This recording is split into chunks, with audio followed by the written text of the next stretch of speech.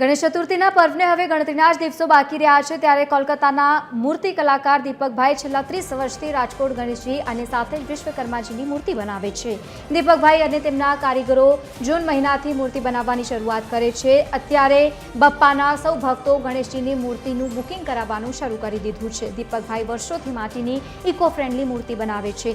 સરકારના નિયમ મુજબ 1 ફૂટથી લઈને 8 ફૂટ સુધીની અલગ અલગ મૂર્તિ બનાવે છે। कम से कम 30 वर्ष એટલે મારે થઈ ગયો રાજકોટમાં ગણપતિ મૂર્તિ બનાવવાની। હું આવું છું મે મહિનાથી કામ ચાલુ કરું છે, આપણે દિવાળી સુધી કામ ચાલુ રહે। નવીન એટલે એવું તો કાંઈ નવીન નથી, પણ આપણે મનમાં એવું ત્રિશુલ જેવું એક નવા મોડેલ કાઢ્યો તો એ બહુ હાલત છે અત્યારે।